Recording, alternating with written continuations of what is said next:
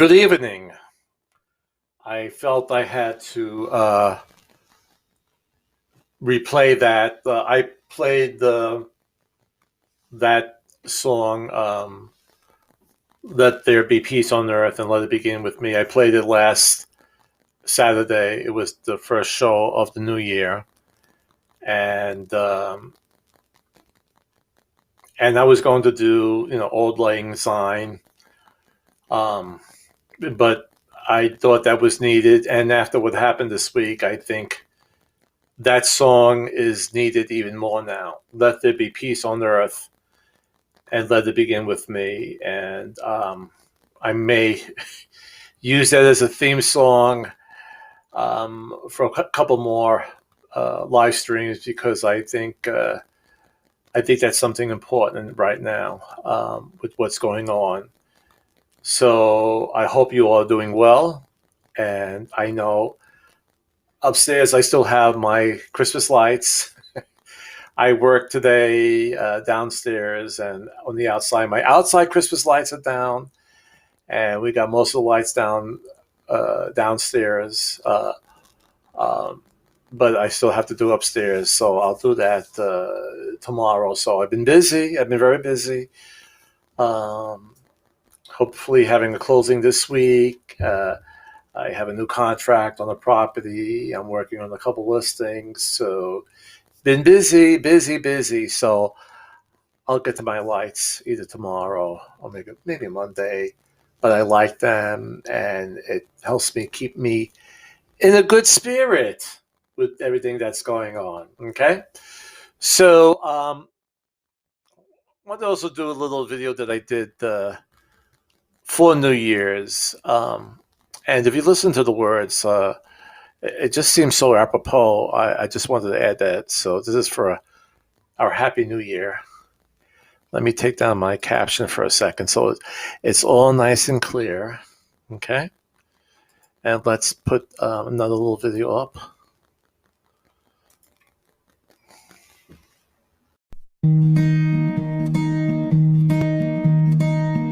When you see the whole world shaking and you feel your heart is breaking, take my hand, no hesitating. When you're just so tired of trying, all alone you feel like hiding. Together we'll keep fighting.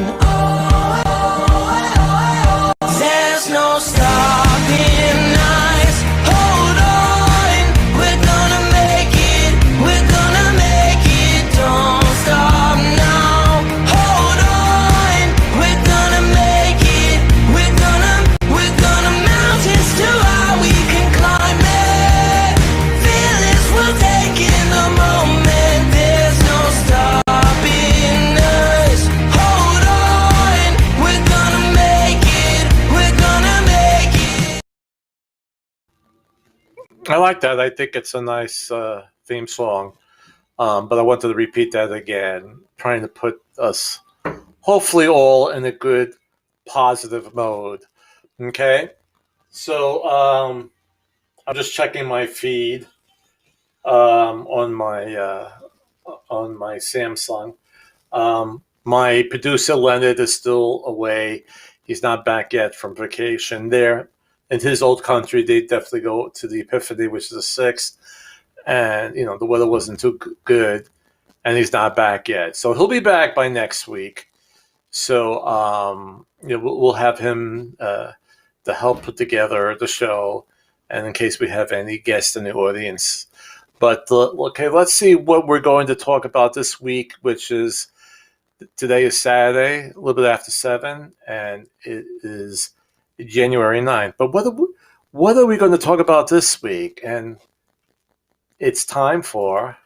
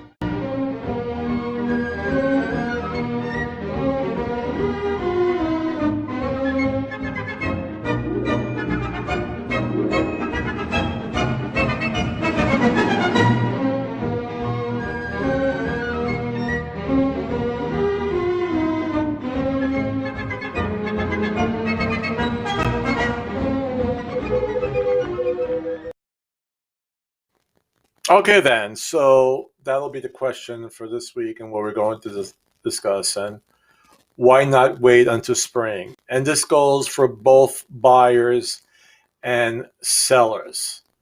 Now, we've been discussing a lot how it is a seller's market. And if you've been watching previous live streams, we've talked about that a lot. Right now, we have few listings in the market, and we have a lot of people buying. The people who are in the market now buying, they're qualified, they're ready to go. They're not touching, or filling out the market. They're very much gung ho to purchase. And with the problems we're having with COVID-19, we have less houses on the market. And why is that? Because people who are still living in their homes um, do not want people and many people walking through their homes and touching stuff and seeing things. And um, they're concerned about the coronavirus spreading. So they're nervous about putting their house on the market, as we are still in very high numbers. It's high numbers nationwide. It's high numbers in Hampton, Virginia, where I live, and the Hampton Roads. So there's a lot of concerns, and I don't blame them. If you're in that age group that's vulnerable, more vulnerable, you have to be careful. So at this point right now, there are less houses in the market. Now, your typical economic formula is when you have a strong demand and you have little supply, what happens to prices? Well, of course, they go up. So if you are the seller and you are not nervous about putting your house on the market, then if it's priced correctly, and I always emphasize this, it has to be priced correctly, that you could have a contract within 24 hours. And we've seen multiple offers within 24 hours. Okay? But it has to be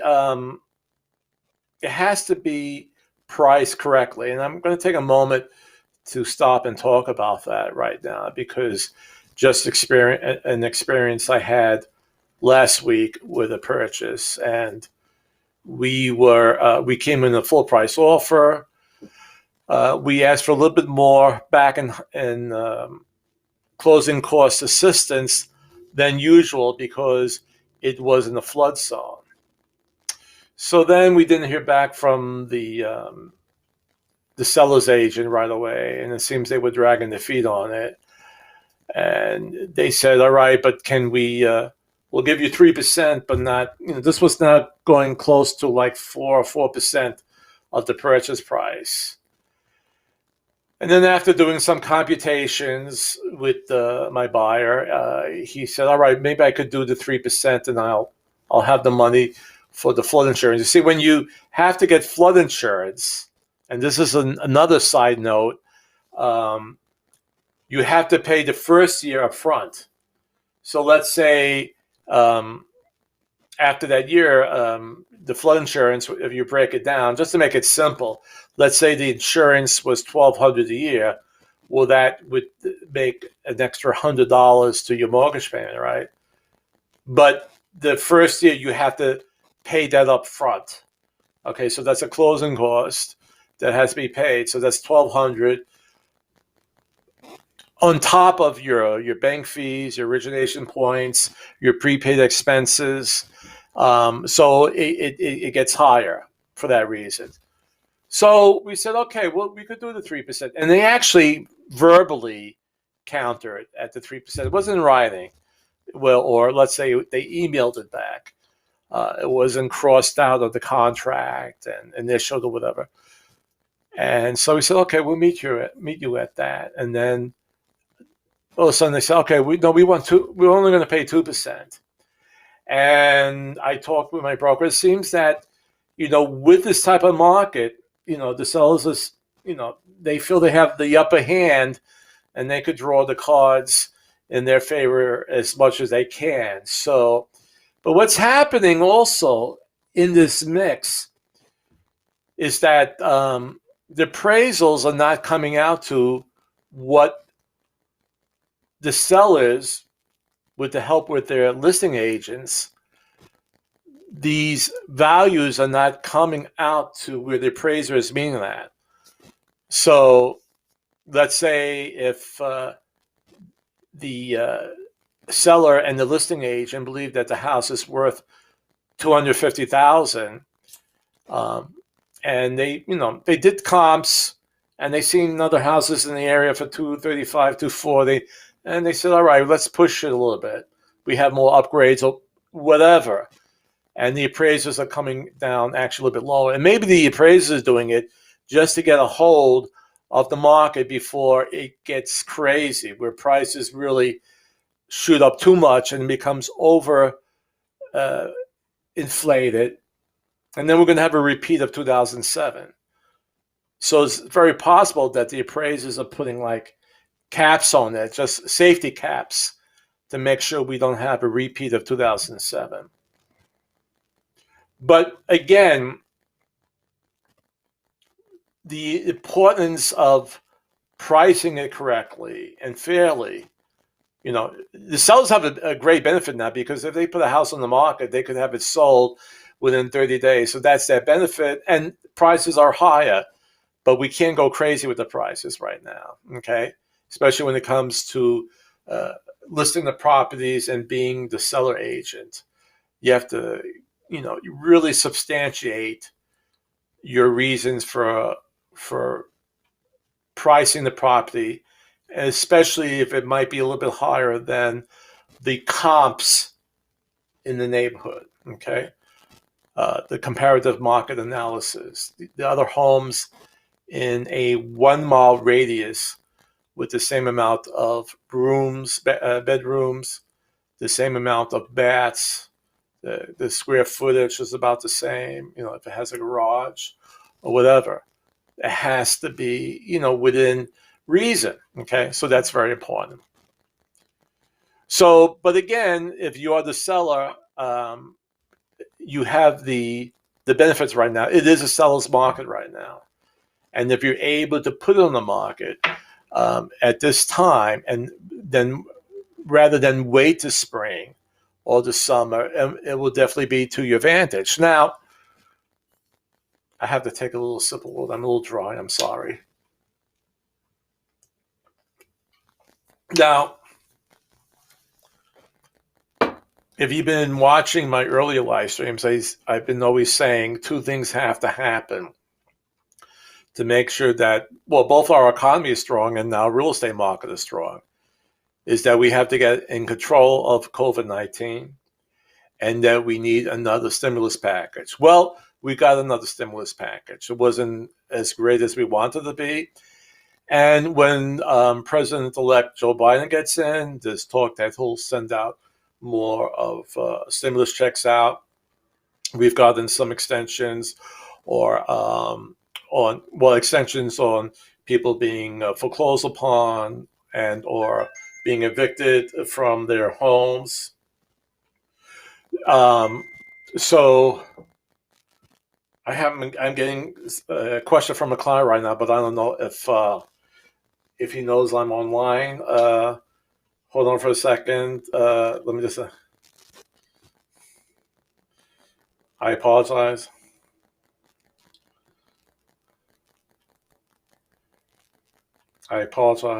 Okay.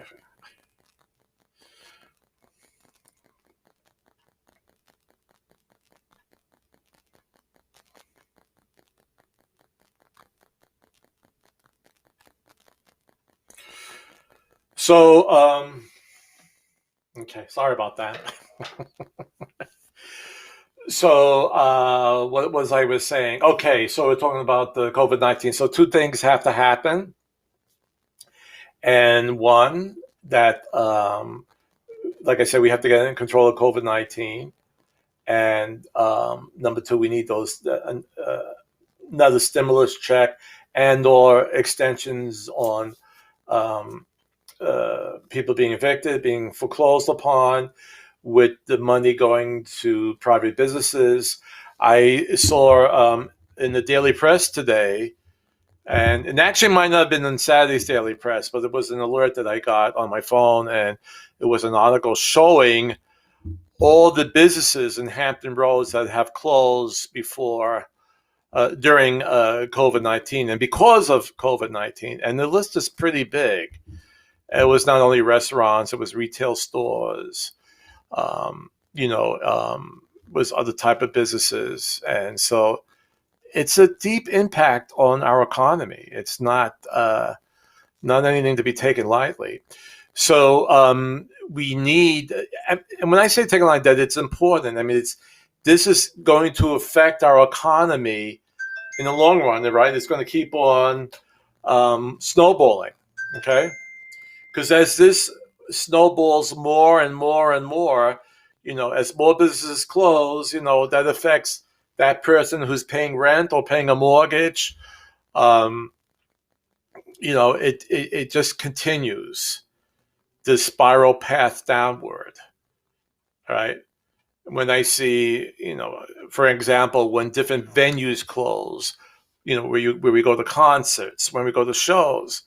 So it's not only the people who work, in maybe the Ferguson Center and Chrysler Hall, in the amphitheater in Virginia Beach. It's not only that, but it's the parking garages around it. I know here, I'm from New York, so from Brooklyn, New York. So you go out to see a show or a play, right off the bat, you're spending, and that's when I lived there, going back like 14 years. You drop $30 right off the bat. It's probably a lot more now. Most of the parking here is free or very, very reasonable. But it affects that. It affects the nearby restaurants, right? People are not going out to eat afterwards. So it's a big snowball effect. So these are the problems that we have. And once we have this under control, which I pray will happen this year, all right, we have the vaccines that are going out. We did not vaccinate as many people as we wanted so far. But, I was expecting that. That's your typical logistics. We always, we plan and we have a number that we want to reach and we fall behind that. And this is a whole new process of getting out these vaccines, and we have to work between the federal government and the state governments. It's not easy, and I knew there would be delays, but I think once we get it worked out, okay, this is like a learning curve. I think it will get better. So it may not be early spring when we have things in control, and in fact, some of the reports I'm going to show you, it's looking more like late spring, summer, about 6 months in, where things will start getting better. We'll expect more homes to go on the market, which is good. At that point, then prices should stabilize, but it would also give more variety and less competition for the buyer out there once more homes hit the market, okay? Interest rates probably will go up, a little bit past 3%, but they're still 3%, but they're still great. They're still fantastic. All right. Because once we get our feet back up, the mortgage rates will go up. That's a whole other webinar or a whole other live stream talking about how the mortgage rates are determined. But a lot of times, when things are bad, they will be down to help stimulate the economy. All right. So once we get more of our footing, they'll start going up, but it's not going to go up a whole lot. Many people do not predict that, but they feel it'll go back up over 3. I mean, right now to have it below 3 is unbelievable. Okay, so if you could buy a house now, get in the market to do it. My buyer right now locked it in at 2.65. Fantastic. Okay, so keep that, so that's a good thing. So if everything goes in the correct direction, we could have an unbelievable summer for the real estate market. Okay, and not only if we get control back into our economy and getting control of the COVID-19, then these people who are first-time buyers who are at these jobs where they might be in those type of jobs that had the layoffs right now, they'll be back to work, and there'll be potential new buyers. And what President-elect Joe Biden wants to do, there'll be a stimulus or a guarantee for new home buyers, and we'll get more into that in the next sessions about really what that's about. Okay, it'll be similar to what President Obama did, allowing like a $8,000, not so much a check, but you get it back from the government if you bought a house. But I'm going to look more into that as we learn more about this program that President-elect Joe Biden wants to implement. I wonder if I have to still say elect, but I guess he loses the elect on the inauguration day. So, but that will help also the real estate market, because it'll help now the new first-time buyer who's entering the real estate market. So we got that to look at. So anyway, let's take a look at my little chart that I have up here, and let me get rid of my caption. So we get rid of that, and you could see, why not wait until spring to move? Okay. And in the real estate market, we always want you to buy now and list now. So,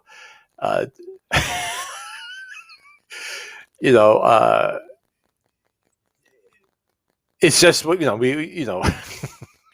we want you to come in and purchase now and sell your home now. So we're giving you the advantage now. If you're a buyer, it might be to have more properties to view. It might be best to wait until spring.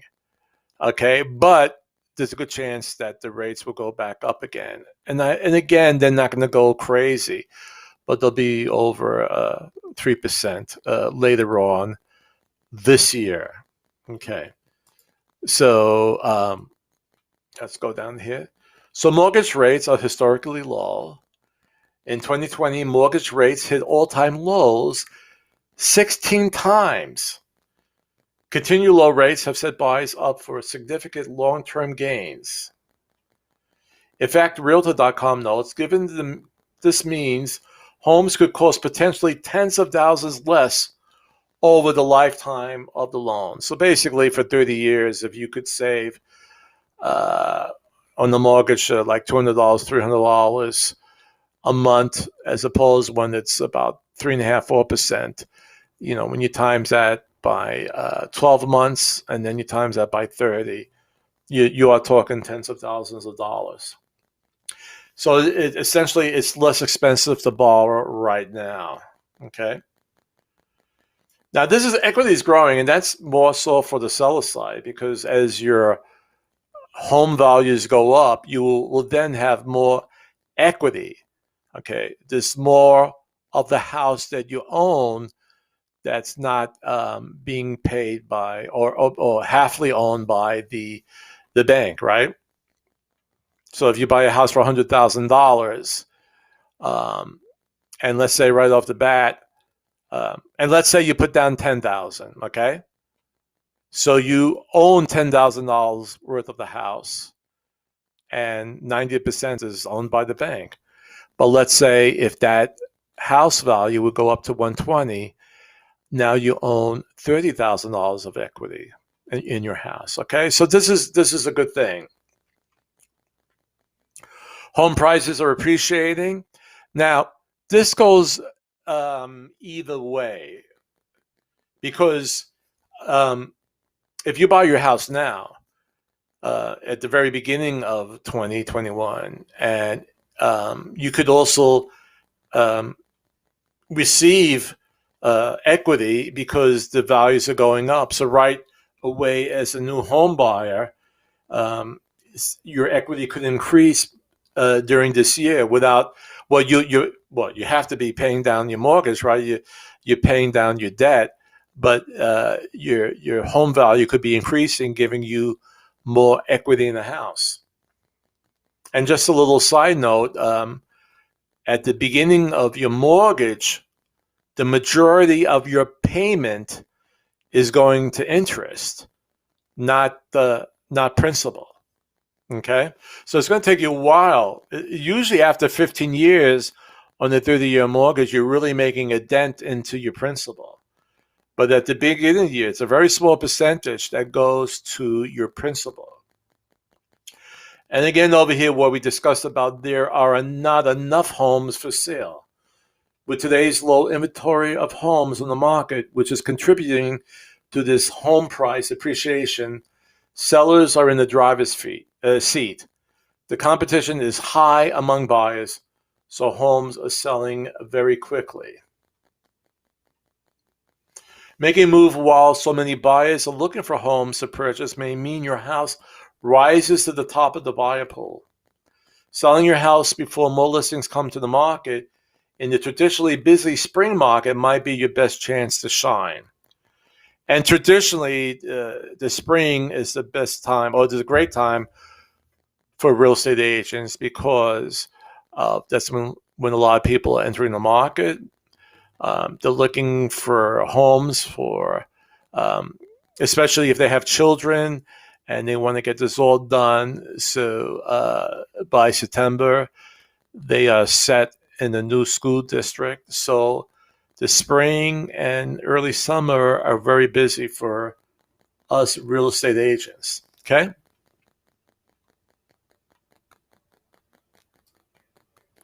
So this article is really hitting out to both the buyer and the seller. If you're considering making a move, this may be your moment, especially with today's low mortgage rates and limited inventory.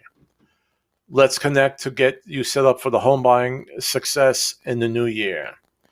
So the good thing for your home buyer, very low interest rates. For the seller, there's a small amount of homes on the market. Your home prices have gone up, and with many buyers and less homes, again, if your home is priced correctly, you could have an offer in 24 hours, many times multiple offers.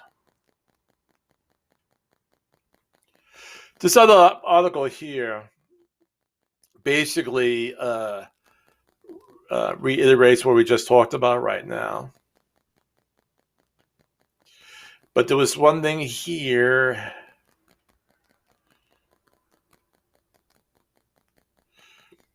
See, over here, it's bringing the point which I discuss. If you could see where I have my my mouse arrow here. However, the sweet spot for sellers won't last forever. As more homes are listed this year, this tip towards sellers may start to wane. Meaning, right now, you'll have many offers on the market. As more homes enter the market, there'll be less competition. So, and your house may not be sold as quickly. But again, it all depends if we get COVID-19 under control and it becomes to be eradicated. That's the most important thing, okay? Because as it becomes eradicated, more sellers will put their homes on the market. So,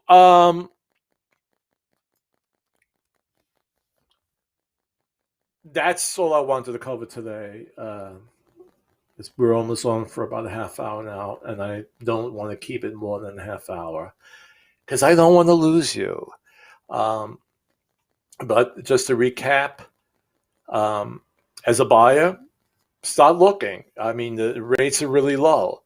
You might come across a house that you really, really want. And the thing is, and again, if you're watching, and I hope you choose me to be your real estate agent, we have to move quickly and smartly, and I will help you with that, to be best prepared, to be the one with the best offer, and to be the best prepared, to get you pre-qualified first. You didn't have to have that pre-qualification letter in hand. You can't do it afterwards. You just can't. One of the biggest problems I have with leads is getting them pre-qualified. You know, they're gung-ho about seeing homes, and but I tell them you have to be pre-qualified first, because we have to know your price range, and we just want to know if there's any bumps in the road. If you need more time to be pre-qualified, do it now. So when you see that perfect home, we could just go and put an offer in and have all our ducks in order. Okay, so that's very important. And if there is a problem, if there's an issue, it's better to find out now. And most of the times, my mortgage officers will give you the advice to quickly or faster raise your FICO score, your credit score. And it's not, it's not doing anything, underhanded. It's just giving you the right advice on what to do. Okay. If they say, if you pay down this credit line a little bit more, if you have some extra money, this will raise your credit score this amount. They'll tell you which credit lines to attack first with more payments, with higher payments. They know, they will help you. Okay. But that pre-qualification is very important. And as for sellers, I will do a CMA, a comparative market analysis for your house. And I'm going to be very, I don't want to say frugal or whatever, but I'm going to price it right for you to get you the best return, but I'm not going to overinflate it. Even with this great seller's market, the appraisers are getting aware of it, and I think they want to get in control of prices. So I will price your property, or you price it. I give you my price range and what I think is best. So we both have a win-win situation. Okay. All right. I thought I would, I did this last week as a recap of our show. I showed you all the surprise guests and celebrities we had in the audience. And I thought I would just show you that one more time, because my producer is still out of town. So I just thought I would show you the people that we've had in our audience throughout the 2020. Ladies and gentlemen, Mr. Stevie Wonder.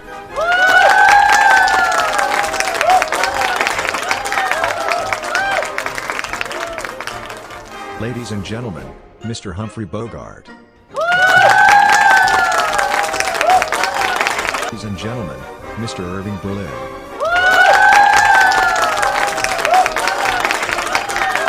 Ladies and gentlemen, Mr. Frank Gifford. Yeah.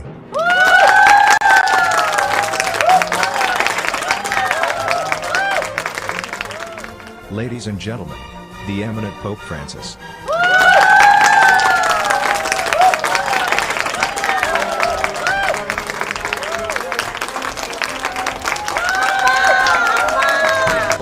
Ladies and gentlemen, Senor Wences.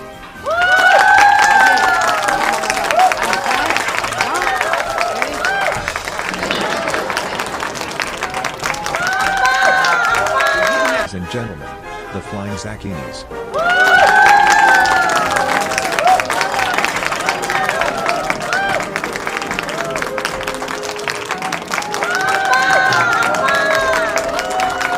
Ladies and Mr. Topo Gijo.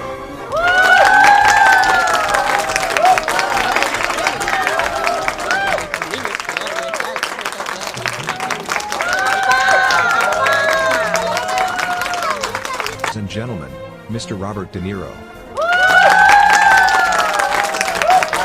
Hi, Mr. De Niro. Is that you? Who's this? It's Chris Gargiulo. Yeah, can I help you? Thanks for calling in.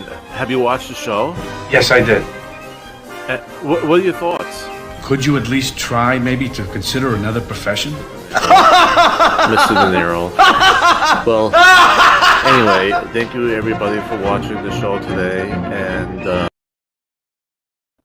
Yep, that's the guest, and not all of the guests that we had. We had more surprise celebrities in the audience. So hopefully we'll have some good ones for 2021. So enjoy your week. Be safe.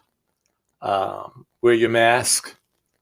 Keep 6 feet away from each other. Wash your hands. And above all, let's work out our differences by talking, by being courteous to each other. And let's get this country back together and working as all Americans should be. Okay? See you next week.